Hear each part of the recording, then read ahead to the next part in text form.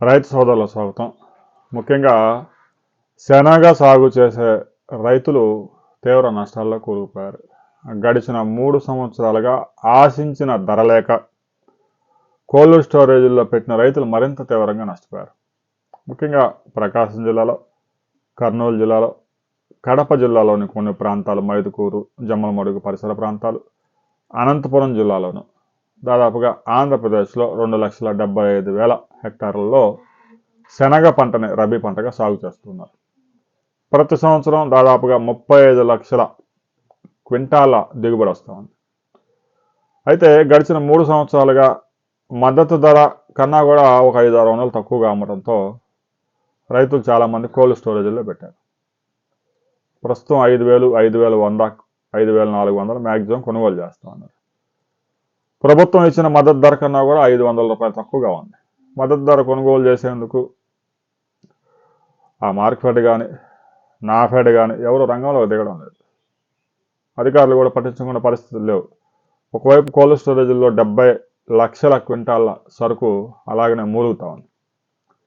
Already rabi పంట కూడా వేశారు. మరో 2 నెలలు అంటే ఒక 60 డేస్ ఉంటే మరలా కొత్త పంట కూడా వచ్చింది. కొత్త పంట కూడా వస్తే ఇక పాత కొనే పరిస్థితి ఉన్నది. ఇప్పటికే 2 సంవత్సరాల పైగా కోల్డ్ స్టోరేజీలో పెట్టారు. అవి బయట తీస్తే వెంటనే యూజ్ చేసుకోవాలి, లేదంటే మరలా అవి నిల్వ ఉండే అవకాశం ఉండదు. రైతులు ఆందోళన చెందుతూ ఉన్నారు. కేంద్ర రాష్ట్ర ప్రభుత్వాలు చర్యలు తీసుకోవాలి.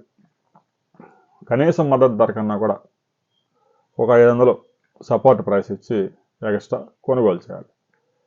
రాబోయే కొద్ది రోజుల్లో కనుక కోల్డ్ స్టోరేజ్లో ఉన్న స్టాకు క్లియర్ కాకుండా విదేశాల నుంచి పెద్ద ఎత్తున దిగుమతులు వచ్చి పడతా ఉన్నాయి. శనగలు కూడా భారతదేశం హరిత విప్లవం సాధించాము, ఆహార రంగంలో స్వయం సమృద్ధి సాధించామని ఘనంగా చెప్పుకుంటాం. ఇప్పటికే కందులు, మినుములు, శనగలు కూడా దిగుమతి చేసుకుంటా ఉన్నారు.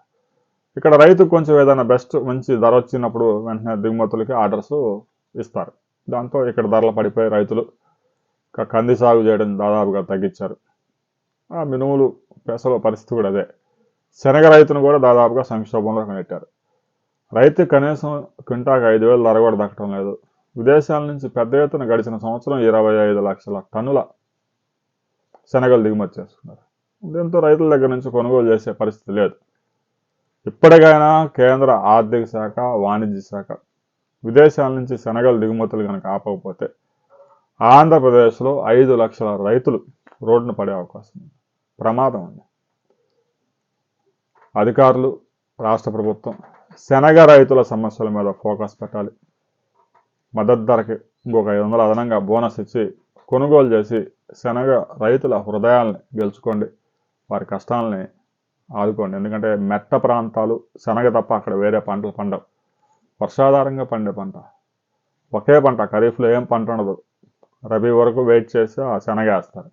అవి కూడా ఎకరానికి 4 క్వింటాలు, 5 క్వింటాల కంటే మించి రావు. ఆ రైతులను కూడా ఆదుకోకపోతే ప్రభుత్వానికి బ్యాడ్ నేమ్ వచ్చే అవకాశం ఉంది. శనగ రైతుల మీద ప్రభుత్వం ఫోకస్ పెట్టాలి. కోల్డ్ స్టోరేజ్లో ఉన్న సరుకంతా కొనుగోలు చేసే విధంగా విదేశాల నుంచి దిగుమతులు ఒక 4-5 నెలల కాలం పాటు కనీసం ఆపి శనగ రైతులను ఆదుకుంటుందని ఆశిద్దాం. మీ ప్రాంతంలో శనగ ధరలు ఎలా ఉన్నాయి? ప్రతి రైతు కామెంట్ చేయండి. మీ ఇబ్బందుల్ని ప్రభుత్వ దృష్టికి తీసుకెళ్లే ప్రయత్నం చేద్దాం.